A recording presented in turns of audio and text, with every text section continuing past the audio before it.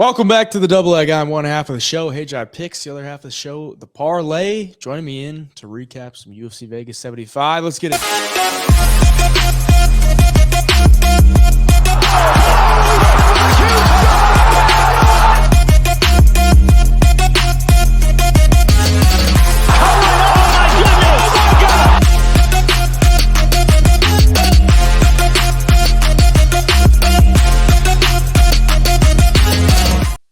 Pretty interesting night of fights, I will say. Some good fights, some interesting stoppages, some short, some not long enough. But looking at the card, Marvin Vettori has obviously the talk of the card, taking 241 significant strikes, the masterclass from Jared Cannonier. So my guy Marvin Vettori took a beating, but overall, for the premium plays, your boy went up 4.8 units on the night, highlighted by the NHA props. We swept the board 4-0. So we had the two-legger that paid out 3.2x, and then we had the four-legger that paid out 11x. So we were killing it there, hit both of the parlays for plus 140 and plus 129, and then hit Costa inside the distance, and Torres round one plus 200, Petrosian by decision plus 230. We were looking pretty good all across the board. The only bad reads was Marvin Vettori money line, which I don't think was a bad read until that second round hit. And I just don't think he could come back from that, considering he took that many shots, and it looked like he was just in there to survive pretty much after that. Still fought back a little bit, still cashed us our over on the significant strikes number, but yeah, just hard to come back from that type of beating. 3 more rounds after that. What'd you think of it? What's the more impressive thing in this main event to you? The fact that Marvin Vettori still hasn't been dropped in a fight? Like, I mean, that's maybe the closest he's ever been. Or Jared Cannonier is doing this and getting this much better at age 39. Like, as far as his cardio goes, his gas tank. I don't know, man. I don't know what's more impressive. I definitely would want to be the guy that's 39 and getting better than the guy that's just turned into human punching bag, because dude, that was nasty. Yeah, I mean, Cannonier put it on him, and props to Vettori for being that tough and not giving up, still staying in the fight. But anybody else, I feel like, and the ref might stop in during that second round when Vettori's just getting teed off on over and over. But he's not human at all. This dude is crazy. The amount of shots he took, the strength of the shots he took was just insane to me. I thought he was going to be done in the second round because he went to his back and then he went to his knees and he got in that position that he's gotten in before against like Whitaker. And I thought Cannonier was going to be able to just put him out because his ground and pound is pretty crazy. Yeah. His ground and pound is nuts. But for him to survive was pretty nuts. Couple other highlights: Sarukian getting getting cracked in the second round and coming back. Sabatini getting back on track. Manuel Torres big knockout with the elbow. We'll all touch on that, but we can start with the main event. I had Vettori money line and decision, and then the over on strikes. The over on strikes has just covered everything because that was the last leg of all the NHA play, and I was happy about it. But I mean, you got anything else on the main event? I mean, I think it's a tough one for Vettori, being 29 years old, taking that much damage like across his career. I don't know where he goes like from now, or like how much longer he can get in those type of fights. Like, he's been relying on that for a while. He's got a lot of miles on that chin. It's probably not going to look too great for him unless he takes a good, like, probably a year off after that. What do you think? Yeah, you watch it last night and you wonder how he's ever like won a fight inside the top 10 before. Because just being tough doesn't do it at this level, especially at some of the higher weight classes where these guys hit hard. And yeah, man, I don't know where he goes from here, because you look at anybody in the division right now, and I think most guys that have good striking are going to do that same exact thing to him. And it's not like he was going out down there and taking Jared Cannonier down or anything, or implementing some kind of wrestling and control time at all. I mean, it was all Jared Cannonier last night. So yeah, I don't know what you do with Vettori. Not even 30 yet. just taking an unreal amount of damage. Like, yeah, he's never been dropped, never been knocked out.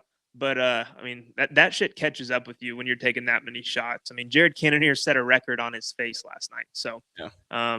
yeah, man, it's hard to tell because at what point do people not even pay to watch him anymore? Um, I mean, last night it was just I don't know. I got a bad feeling about it. Watching him go any further because the chin catches up with you. I mean, the long term damage too. It's got to be some kind of concussion in there last night, and every time he's in the octagon when he's getting hit like that. So I don't know what Vettori does. I don't know what Cannonier does either. He's 39. He's lost to Izzy. He's lost to Robert Whitaker.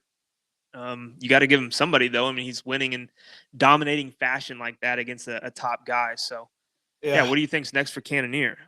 Honestly, I mean, he was not even in the question for like a title shot at all until after that performance. It's like, well, he just had a record-setting performance, and there's not like a clear-cut fighter to go against Izzy in September. Like can or Drakus and Whitaker may not be able like ready to go in that time if it's like a 3-round war or if one of them gets an injury or whatever. So they were talking about him possibly being the backup for that fight, and he sounded like he was down.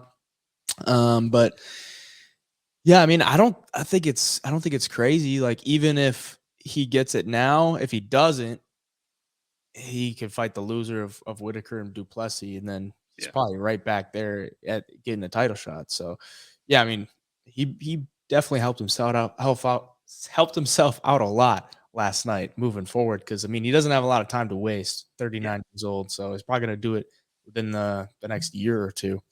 So Yeah, being that he's already had a title shot too against Izzy, and he's 39 years old. Like, at what point does the UFC just kind of push it off? Because it's not like I just don't feel like they're gonna want a 39-year-old in there who that probably doesn't have many years left fighting. Like, you're just gonna get a vacant belt if he does become champ. So I don't know, man. It's a unique situation because he did look really damn good, and he's obviously getting a little bit better each fight out. So hard to tell. yeah, I I saw somebody asked him about fighting Hamzat, and he's Yeah, like, does it get me closer to the belt? Like, is that the title eliminator or whatever? Like, of course they would want to feed him Hamzat. Like, come yeah, on, yeah, like, get rid of the guy. He's like 39 years old, coming off a big performance, record-setting performance, and they're like, yeah, we'll give you Hamzat because we got to get rid of you somehow. right. It's pretty crazy. Sarukian Joaquim Silva. I made a video on this, but I think people are just a little tough on Sarukian after that, which is fair because like he's going against a guy who's unranked, and I mean he didn't have anything to win in this fight really. Like even if he goes out there and just starches him early in the first or second round, it's like okay, yeah, you were supposed to do that. He tried to go out there and wear him down in the first round, did it beautifully. I mean, got him down to the ground and didn't let him up for the next like 4.5 minutes. And then second round, he tries to knock him out because he needs a finish to like get some headlines and ends up getting cracked with a left hand. Like I was a little stunned there for a second for him because I'm like, dude, you could just easily wrestle this guy for 3 rounds or at least look for a ground and pound finish, but you're going to sit and stand with him. And quickly got reminded that he is definitely more he's just better on the ground, like more effective on the ground. Shot the takedown, got it, and then round 3 comes out and slams him to the ground and ground and pounds him out. But I just nothing to lose for Silva. I thought that was definitely a possibility because the dude looked jacked and he throws some hammers. But Sarukian was able to battle through it. I think that's good for his career, honestly, because we've seen him go out there against good guys like Ismagulov, Joel Alvarez, like, and just dominate him. Like, if he knows he has a good opponent in front of him, I don't think he stands there and like tries to strike with people. So, moving forward, I don't think he's going to take anyone lightly. But what do you think? Yeah, I think he got way too comfortable in there for sure, and it was almost taking this fight against an opponent who's not even ranked, almost the worst decision he's ever made in his career. Because if he gets finished there, um, first of all, it looks really bad. Second of all, the MMA community is coming after him I mean, mentally, like, how do you get over that? You're this minus 1,200 favorite on some books, and you go out and you get knocked out. But dude, I will give him credit for taking a big shot like that and being that wobbled and finding a takedown in the process. Like that showed that he's, I don't know. I mean, his fight IQ is really good when it wants to be, but I mean, he should have been doing that from the jump. I mean, don't stand strike with a guy who's got a bunch of knockouts on his record, who's powerful when you're the guy who can take him down and dominate him like you did in the first. So yeah, Sarukian going forward, I mean, he still got the TKO win in the third round, and you learn a valuable lesson in the second round. So maybe not the worst thing for him going forward, but also kind of shows that he's beatable, like he's hittable Yeah. for some of these guys. But I think he's got to take every opponent like it's Islam Makhachev. You know, he's got to be 100% focused and don't mess around with these dudes. Go with your bread and butter, which is the wrestling and the ground and pound, and dominate these guys like you can. So valuable lessons learned for him. That was almost crazy, man. I can't imagine if we're sitting here talking about Arman Sarukian getting flatlined by Silva. That'd be insane.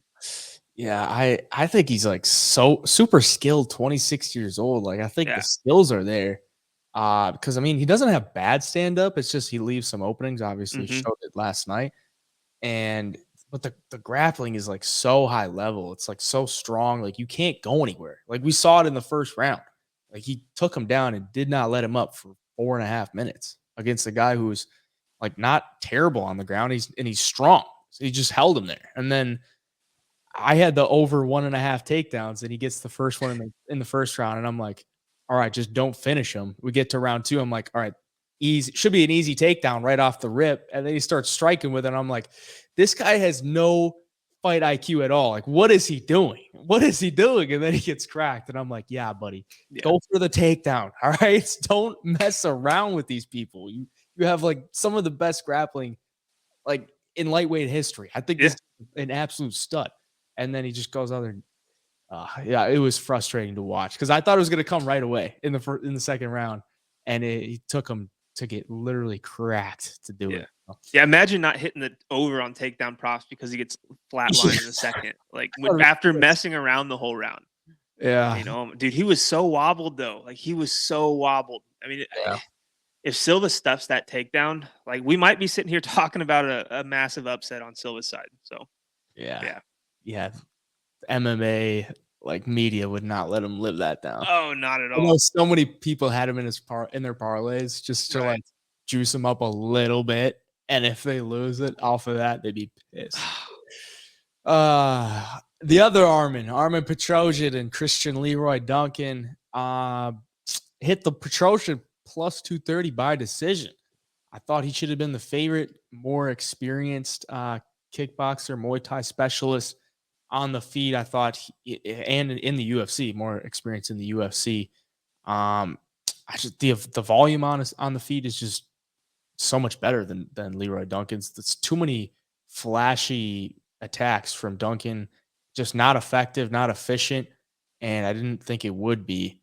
So I'm a little pissed I didn't go a little harder on Petrosyan because he has such crisp hands, such crisp feet. He's always so active, and he can get hit, but like he moves so well that it doesn't look like he's getting hit that bad. But you look at his face, like after the fight, it's always like battered up, but it doesn't look like he's getting, boom, boom, boom. It looks decent to the judges. It's like he's been in some wars with Rodriguez. Like he took a lot of damage in that fight, but he still got the decision there. So yeah, a little pissed I didn't go a little harder on Petrosyan, but I'm glad I made the read right. What'd you think? Yeah, I thought he had a great chance to win as well. And, I don't want to say he's showing there's levels to this, but he's definitely fought the better competition. He's definitely, obviously has more high level experience in the last, couple of years, being that he's been in the UFC now for 4 fights. But I thought CLD would have gassed a little bit, and he didn't exactly gas, but he almost looked like he got frustrated that he couldn't land the big shots and he couldn't land the spinning kicks and the spinning elbows. And Petrosyan just stayed composed and landed his normal shots. He does. He stuck to his game plan. He's tough as hell because he did get cracked one time later in the fight. But his composure was there. I mean, he's taken on a UFC no, I guess not debuter. He fought what's his name, Todorovic, and with the injury in the first round. But basically, his debut, a lot of hype behind him, coming out of Cage Warriors, where he had damn near every fight he was in, he finished. And Petrosian didn't let it bother him. He just stuck to his game plan, showed great striking, good head movement, and frustrated CLD and got the win as a dog. We were talking before this, like you thought Petrosian should have been the favorite coming into this fight. Probably should have, looking back. I mean, it was somewhat of a close fight at times, but Petrosian just did his thing, man. Showed there is levels to this. Experience always trumps the big flashy spinning kicks and big knockouts. Like if you can land them, that's great. But when you get to the UFC, it's a whole different ballgame. Yeah, I agree. Sabatini Almeida. Speaking about looking back on a spot that looks a little bit better than it did. Sabatini getting the submission in the second round. What'd you think of that one?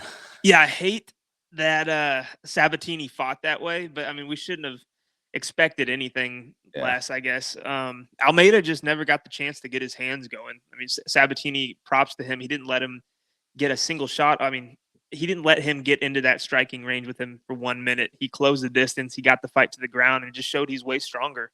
I mean, Almeida apparently, I'm pretty sure he's a black belt in jiu-jitsu, but Sabatini's experience and strength and in wrestling, like he just controlled the hell out of him until he finally got that sub in the second round. But I don't know. I still think if it would have played out on the feet, Almeida could have caught him. But I mean, Sabatini, a good game plan for him. It's a good win for him too, especially coming off of the loss to Damon Jackson. Yeah. It was the wrestling was like what got him, because BJJ black belt for Almeida, but the top pressure of Sabatini like wouldn't let him do anything. And it's not like Almeida's some stud off his back either. So yeah, looking back on it, it's like you knew Sabatini could do that, but like, did you really think he was going to do that easy? Probably not. That's why a lot of people liked Almeida this week. It's like the finishing ability was there. And it's like, well, he has to take him down and he has to control him on the ground and he has to keep him there. And he did, so he got it done. But yeah, that was a one you'll look back on and be like, damn, that was a pretty solid price on Sabatini. Minus 175, I think it was a round somewhere around there. Yeah. Manuel Torres, Nicolas Mauda, the elbow from hell. I didn't even know it was an elbow until I saw the replay. It looked like just a left hand from what I saw, but just literally sent him into orbit, man. Like took him off of his feet and he was out like stiff against the cage in the first round, minute 50 in. Like they were throwing that. Manuel Torres looks like he's going to be fun. What do you think? Yeah, he kind of got cracked one time, or he got clipped a little bit, and it made me a little bit nervous for him. But dude, I thought it was a left hand too, and they showed the replay. I was like, oh my god, that was an elbow. I thought he killed him. I mean, the dude went flat. Super good finish though. I mean, Manuel Torres, you can tell he's younger, and you can tell he doesn't have like a whole lot of high level experience yet, but he's also a guy you can tell, like once he gets in with his coaches for a few more years, like this guy is going to keep getting better and he's going to polish out some of that striking and become a super good fighter, especially on the feet. And he's got a lot of subs too. I was hoping for a club and sub because he is longer than Moda and he has the ability on the ground for sure. But he didn't need it, man. He put him out flat. I mean, there's no need for a follow-up shot. And dude, I don't know. I was super impressed with him. I think he's going to be a fun fighter to watch. I think he's going to be good. And I mean, he's got a lot of fun fights ahead of him in that division. You telling me you didn't want him to go and start choking him out after he hit him with that elbow? I would have loved it, but there was no need. Bro, I literally thought he was fucking dead, dude. That shit was crazy. One of the better knockouts we've seen in a while. Yeah. It was like step in. It looked like just a hard right or a hard left hand right down the pipe. Yeah. When you look back and it's with the elbow. Like he's long, dude. He gets to his opponents really fast. Like, and it showed in that left hand. I mean, there was nothing Moda could have done to stop that from coming. Like he couldn't get his hands up fast enough. I mean, this dude closes the distance fast. Dude, I just see a lot of knockouts in the future for him. He's gonna have a hell of a highlight reel when this is all said and done. Yeah, we'll see who he matches him up with next, but looking forward to it. Dalby, Salikov, the Dalby, the man, just putting the work on the king of Kung Fu, man. Just didn't let him breathe like the entire fight. What'd you think of it? Yeah, I read this fight completely wrong. I Dalby, he's a good fighter. He's obviously got the endurance and the durability, but I didn't see him being that good offensively against a guy like Salikov, who's that good on the feet. I didn't see Dalby being able to be the one to land the bigger shots, and being able to get the takedowns like that. So yeah, I was on Solikov, read it completely wrong. Solikov too just got way too tired too fast, and maybe that's because he is 38 or 39. Maybe I should have put more stock in that and given a little bit more credit to Dalby, because Dalby is a freak when it comes to the cardio, and he's a big dude in there, man. He's got a solid chin. So yeah, completely wrong read, but Dalby, that's two in a row coming off, I think, a split decision win, right, against Yeah. over the winter. Um, yeah. And then Solikov. So I mean, he's on a little roll right now. He's gonna be tough to beat too, if he fights like he did last night. Yeah, I think if you go into a fight with Dalby, you know you're gonna have to be there for all 3 rounds. Like, Yeah, bruh, the dude is coming at you like from the jump. And it looked like Salikov was off to a good start, but then Dalby hit him with that head kick. And I think that just changed everything. I think yeah. Salikov was like, where the hell did that come from? And then the Took the wind out of him. Yeah, next 2 rounds, it was just Dalby wearing on him. The dude is heavy, like on the cage. He looks so wide. Like the legs aren't that thick, but like the back and just how heavy he is on top of you is a real deal. Like I would hate to have that dude on top of me breathing on me like that. Hell no. And I here, think Salikov felt that. And he's like, right. I'm done with this, bro. Like, get me out of here. Yeah, yeah. Here's the thing that I was really impressed with Dalby, and it showed good fight IQ, is that he knew he had him hurt on the feet with that head kick. He knew he could hurt him on the feet, and even after that, he knew that he also had him tired, and he just went and grinded him out for the win. He didn't try to mess around on the feet with him for too long. He didn't put himself in any dangerous positions trying to chase a big knockout or anything. He just stuck to the game plan, and it showed that he does have good fight IQ. He's got great cardio. He's tough, and he can strike with these strikers. So yeah, man, good for him. 2 fights in a row. I'm interested to see what's next for him. Yeah, it was a good game plan because Salikov is pretty low volume, but he likes to pick his shots pretty Yeah, well. And Dalby would just not let him get it, like find any openings. Like even if he got him on the cage and then they broke off, he would just go right back at him, like throw a couple punches, just to give him something where he couldn't breathe at all. It looked terrible. If I was Salikov, I would have done the same thing. I'd be like, give me the fuck out of here, bro. yeah, I'm not dealing with this dude on top of me. Jimmy Flick, Alessandro Costa. We were talking about it. This is the lock of the freaking year, man. yep. Costa should have been like minus 500. But considering he lost his debut, even though it was to Amir Albazi, I don't think the books like had too much that they could go off of. And yeah, I think Jimmy Flick probably getting cut. If he is coming back in the UFC, I'm definitely taking whoever he's facing going forward because sure the submission ability is there, but nothing on the feet, like nothing at all. And he's can't take much damage at all either. So yeah, Costa with the heavy leg kicks and the hands put him out. He was tough though. Flick was tough. I mean, he lasted longer than I think he should have. What'd you think? Yeah, Costa is one of those dudes that like you watch him in his knockout loss to Amir Albazi and understand that he's a great fighter. Like even though he's getting pieced up and stuff, you could just tell because I mean Amir Albazi in your debut is about the toughest UFC debut you're gonna get.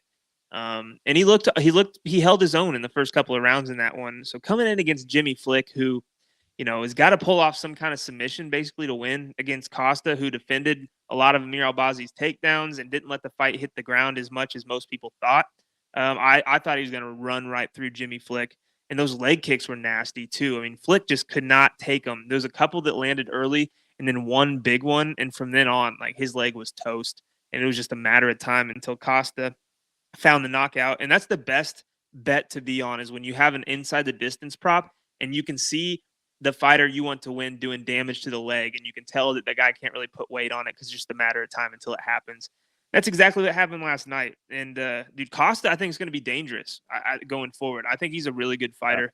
Just adds to the flyweight division. It's not a very deep division, so it'll be interesting to see how fast he can climb the ranks if he keeps winning.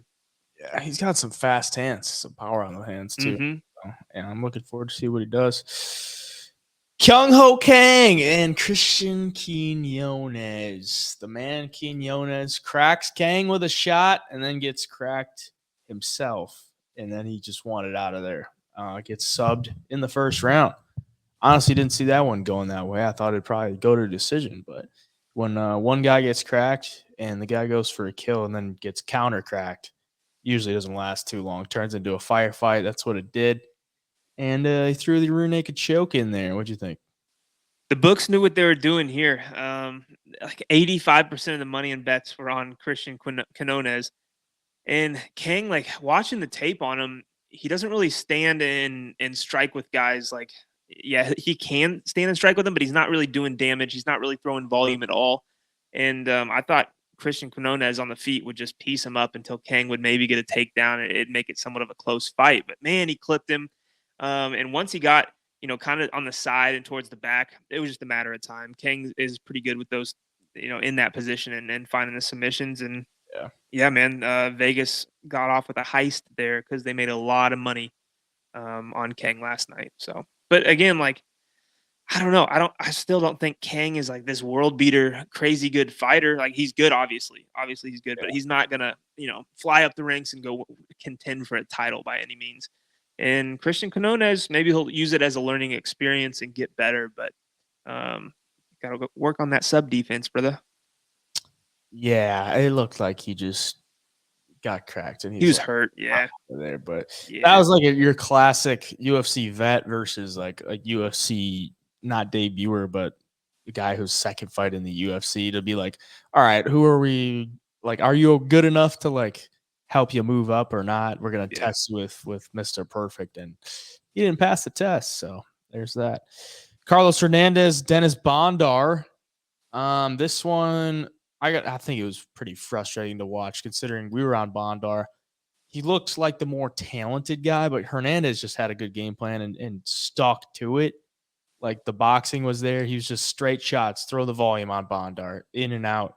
And Bondar was looking for like stupid type of combos. Like he didn't throw a jab until the third round. And then by then it was pretty much it was over. And he didn't really mix in the takedowns at all either. Like early, he would just wait for some type of opening like later in the round.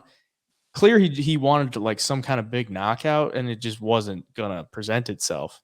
And then, that's probably I think it should have been a knockout for Hernandez because sure it was like a clash of heads, but the dude literally like picked him up and slammed him. Like, what do you want him to do? Like hold his head away when he's slamming him? Like, come on, Right. dude. So yeah, I thought that should have been a KO for Hernandez, but either way, he gets the dub. And a good performance for him. What about you? Yeah, it was a good performance for Hernandez. We were both on Bondar. Um, honestly, the ref could have stopped that about 10 seconds earlier. Yeah. Not 10 seconds, but dude, those elbows might have taken years off Bondar's life. Those are vicious and uncalled for. That ref should have been in there a lot faster. But Hernandez did. He looked really good. He showed that his boxing is super technical, defensively, offensively, whereas Bondar, I thought he was like trying to show off his defensive skills with the shoulder rolling and ducking and getting out of the way. And he thought it was really cool. But you got to land some shots too, man. And he just, and with the game plan too, like he's a strong wrestler and grappler. And he got to a few good positions, briefly, and then would just go away from it and look for these kicks and crazy shots to find a knockout where maybe he should have stuck to the wrestling and done it a little bit earlier. But who knows? Good win for Carlos Hernandez. I'm still not sold that he's, a guy that's going to contend either. Maybe if he polishes him off, but he's not like real strong. He's got good boxing, but I don't know. I don't know what's next for him. But Bondar's got to figure some stuff out. Tell me if you agree with me or not. Do you think like Dennis Bondar during the fight, he's pulling like the shell defense where they like just shell up, like kind of like a Chris Curtis or like a Piotr Jan. it just doesn't work in MMA. Like, I just don't think it's efficient at all. Like, sure, you're not getting hit, but to the judges, they're hitting you. If you cover up like this, both hands, you're showing your opponent that you're playing defense, right? So like they don't have to worry much about a counter. So they're just gonna go 1, 2, 3, 4. Like they're gonna throw in combination 3 or 4 times. And by then, if you counter them, you're gonna hit them maybe once.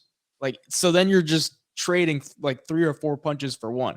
I think it's completely dead in MMA where if you play the shell defense, you're just screwing yourself. You're basically telling yourself you have to get a finish. Like you're gonna get down on the scorecards because this dude's hitting you 2 to 3 times more every time that you engage. So it pisses me off every time I see an MMA fighter do that. It's like you have to at least roll with it or move your feet out of it. You can't just shell up. It just doesn't work. It doesn't work. What do you think? 100%.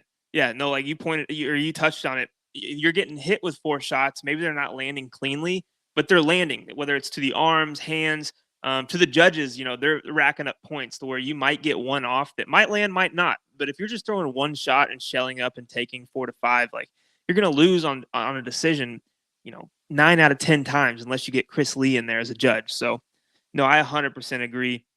In MMA, especially like boxing is a little different, but in MMA, you cannot play the defensive game on the feet at all. You've got to be the one applying the pressure. You got to be the one being more aggressive, be the aggressor if you're going to win decisions. So yeah, no, 100% agree. That's a terrible look for the judges. Like, oh yeah, I don't know how people can, like, I'm not a professional fighter, but I can look at the screen and be like, all right, this guy's getting the better of him because every time he throws at him, he's getting hit 4 times, even though he's covering up. The judges, they just see you getting hit 4 times. Like they don't really know what lands flush or not. It's just not a good look, dude. It pisses me off so much. And with 4-ounce gloves, like, dude, you're opening your body up too. And like Hernandez did find the body a few times, like with really good shots down there when Bondar would shell up. And it's just a lose-lose game in MMA, fighting that style, at least. I agree 100%. Yeah. I mean, he switched it up a little bit, like with the head movement too, but he did the shell a lot. And I was like, dude, I hate this shit. Yeah. Teresa Bleda, another thing that I hate. Gabriela Fernandez, when someone can't get off their back, like, come on, dude. Like, good Lord. That's 2 fights in a row, like over 10 minutes of control time off your back. Like, what is going on there? Like, did you really think there's going to be something different here? Like, Jazz Davicius had you on your back for 11 minutes, and you take a fight like, was it 2 months later against another wrestler? Like, come on. Like, what are we doing? Do you really think you had made the improvements in 2 months? Like, I get you got to fight, but that's probably not the good matchup for you. Like, you have really good hands. You have really good kickboxing. But 1 takedown, it's over. Like, she literally got 3 takedowns, 1 in each round, and it was over. She never got up. So that's just frustrating to watch. That's women's MMA too. It's like, it's just frustrating to watch. What do you think? Yeah, I mean, you got to evolve or you're going to get beat in this game. And Fernandez, last fight, same story. He couldn't get off her back. This time, couldn't get off her back. And, the telling part is, too, even when she had Bleda in trouble or hurt or was piecing her up, Bleda was still able to get the takedown late in the third when she was hurt, tired. So if you got girls taking you down at that point in the fight when you have a little bit of momentum and the other fighter is gassed, because Bleda was tired, man. She was super tired. And, I mean, if you're still getting taken down at that point, you've got to do something. Got to switch it up. Take a year off. Get better with your defense on that side of things. So, yeah, man, Fernandez, if she did have grappling and could get off her back and stuff takedowns, like, she'd be so good. She'd be so good. Like, her striking is phenomenal, but can't get off your back, you're going to lose a lot of fights in the UFC. Yeah, it's like, I think we saw it in the 3rd round or whatever. She was hitting her with some good shots, and then Bleda shot a takedown and ran her all the way across the cage. I'm like, take a sidestep. If you're Fernandez, why are you like moving backwards? You gotta like get out of the way. You can't just keep moving backwards. You're gonna hit the cage eventually, and she's gonna get the takedown. It is rough. It's a rough watch. But I didn't have any money on Fernandez, but it was just I just hate watching that shit. It's like, come on, like you're in the UFC. We can't be doing this. We can't be watching this every Saturday. So Yeah. Dan Argueta, Ronnie Lawrence, Keith Peterson stepping in there. He thought it was a guillotine choke that was sunken in, and Ronnie had his hand out there, and Keith like checked it to see if he was like moving, and then I think he thought he wasn't moving, so he started to lean in, and then he he kind of realized that he was fine, but he was already falling into him, and then he touched him, and he's like, "All right, I kind of got to stop it now," you know. So yeah, he definitely messed up. I think he just inferred too much about the situation, you know, and it's a tough one for Dan Argueta, man. I mean, he came out there looking good and looked like he was gonna control that fight, or at least you know he dominated the first 2 minutes of it, and then had him in a good spot and gets taken away from him. So that's tough. But what'd you think? Yeah, a couple of things for Keith Peterson, dude. I kind of feel bad for him too because in those like split seconds, like it has to be so hard to tell, like or make that decision, like one way or the other. He could have been dead wrong and let Ronnie Lawrence, sit there unconscious for an extra, 5-10 seconds. So either way you look at it, like he's in a tough situation. Definitely the wrong call and a lapse of judgment. And if you watch the replay, it almost seemed like he reached in and smacked Ronnie Lawrence's hand towards Argueta, and it looked like he tapped to him, I guess. But yeah, definitely no tap. I don't know if he had the guillotine pretty tight, but when you watch him let go, like Ronnie Lawrence's chin was tucked down, and he's like immediately like, "What the fuck happened?" Like looked like he was maybe going to survive at least a little bit longer. Yeah. But this was a fight that I think you and I called pretty good on the preview show, that Ronnie Lawrence in his last fight against Saidjikov, with a guy with a legit wrestling background, he got taken down and he struggled. And Ronnie Lawrence doesn't have like a long history of wrestling. He's just really good and athletic. Dan Argueta does have that background, and showed that he was probably the better wrestler, and he was starting to maul him. And I think we would have seen it for 3 rounds if he didn't find that finish, if the fight went on in the first. So yeah, man, Argueta looked good. He looked jacked. He looked really, like he was in really, really good shape. So yeah, it definitely sucks. You don't get your win money. The ref kind of screws you over out of a win there. All around, just shitty situation. Yeah, I was pissed because Yeah. I had Argueta plus 3.5 takedowns, and he had gotten one, and Ronnie Lawrence didn't look like he was going to get anytime soon. But who knows if it all played out 3 rounds, if it did play out that way. But either way, that was looking like a free line, and we would have hit another play on underdog had that not been a no contest. So I was a little pissed, but it is what it is. The first fight of the night, Zach Pauga, Modestas Bukauskis. A lot of people calling robbery. What do you got? I don't think it's a robbery. I think it's just a close fight. I do think 30-27 is a little wild. I mean, I could see like each round was like close in itself. So 37-27, I could maybe see, it's not like the craziest thing, but definitely don't think it was a robbery. Pauga though had good moments. First round gets the takedowns, some decent control time, landed some decent shots. He ate some big shots too, and everyone's saying he doesn't have a chin because he got flatlined by Muhammad Usman. He definitely showed that he's got somewhat of a chin because Bukowskis hits pretty hard, and he did land some good shots, and he definitely landed more shots throughout the fight, and I think that's what won him the fight. I was on Pauga at a pretty big underdog price, and I was telling you like I won't be mad about losing that one because you take a bigger underdog, and he's in a pretty damn close fight, a fight that I was expecting to hear a split decision at the end. So yeah, can't be mad about it. But yeah, man, he kind of needed that win. Now you're 1-2 in the UFC with a flatline KO loss. It's like that's not the best thing for you. Yeah, wonder where he goes from here. But I thought it was a close fight too. Both guys were getting hit with some good ones, and yeah, ultimately it's like, maybe that's Pauga's career right there. If he gets the win, maybe he stays in the UFC. Maybe he gets cut after this. But technically, that's only his second fight in the UFC. Right. Out on the Ultimate Fighter, so maybe he's got another one after that. But Bukowskis, 2 wins in his second stint in the UFC. Good for him. But there's the recap for UFC Vegas 75. We're moving on to UFC Jacksonville next week. UFC on ABC, I think that's what they're calling it. UFC on ABC 5 in Jacksonville, headlined by Josh Emmett and Ilya Topuria, undefeated 13-0 against the man that lost in the interim championship for the featherweight division in Josh Emmett.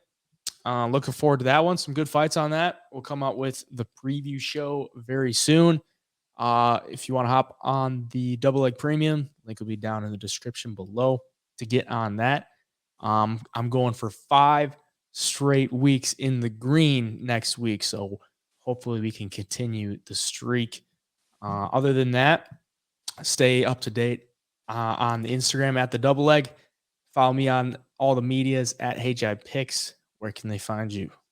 On every single social media, Instagram, Twitter, TikTok, and YouTube, the Parlay MMA.